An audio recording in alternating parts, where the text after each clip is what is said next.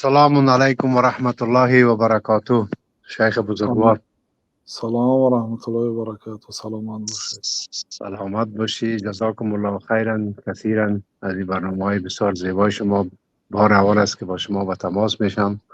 الحمدلله ثم الحمدلله. بسیار برنامه شیرین و زیبا داره.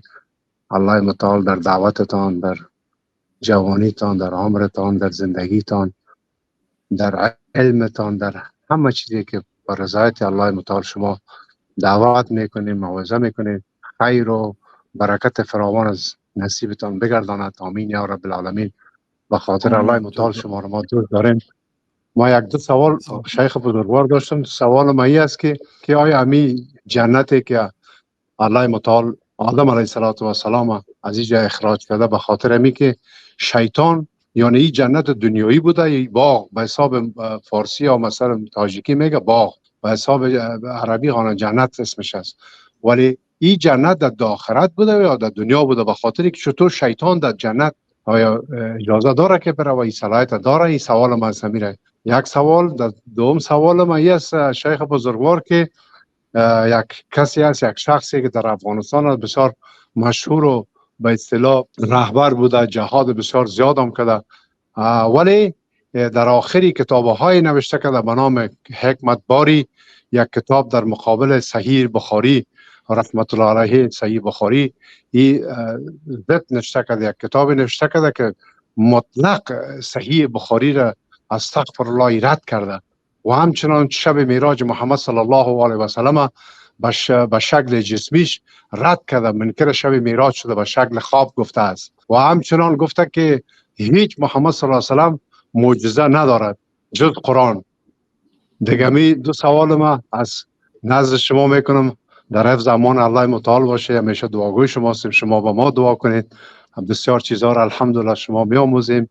همیشه برنامه های شما را میبینیم، تماشا میکنیم، فیض و لذت میبریم. الله متعال از شما راضی باشه. در حفظ امان داشته باشه شما را.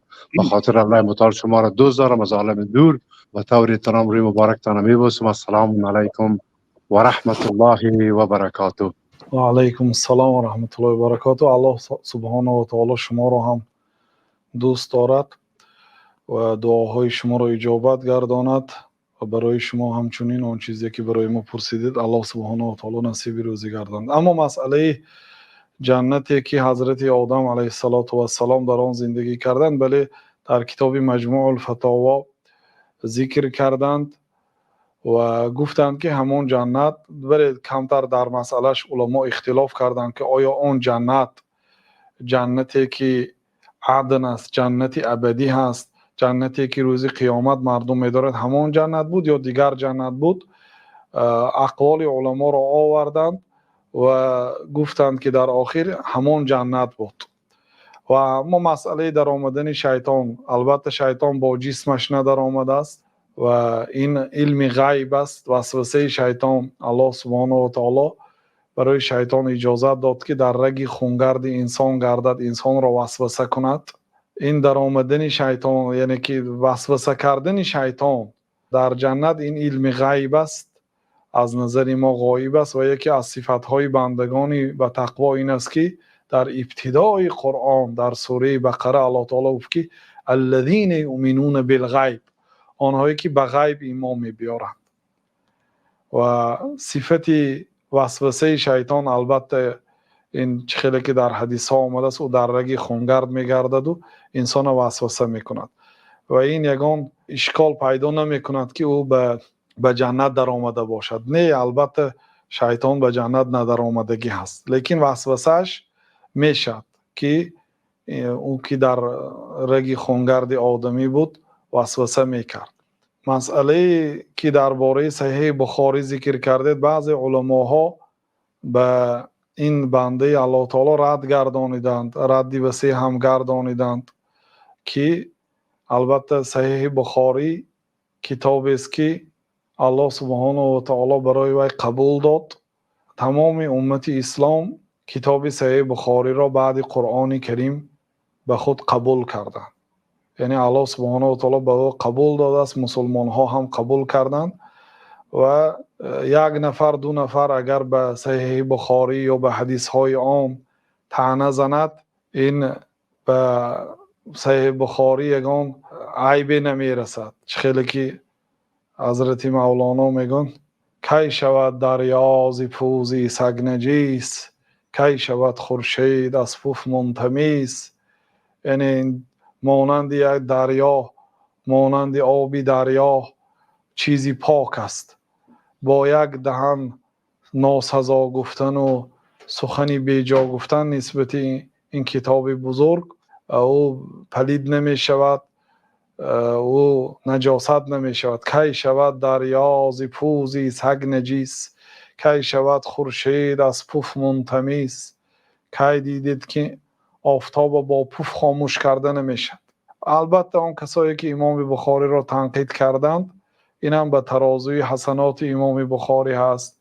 کدام انسانایی که امام بخاری را رحمت گفتند و دعا کردند و کتابشان را خواندند و عمل کردند، به هر یک عملی که در صحیح بخاری هست، یا امام بخاری فقط صحیح بخاری ندارند، تاریخ کبیر در سن 18 سالگیشان نوشتند. ان تاجیکی ما هستند.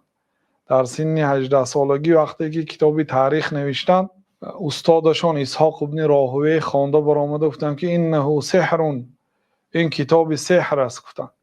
یعنی این کتاب عجیب است، این کتاب عادی نیست گفتند. حالان که در سن 18 سالگی نوشته بودند.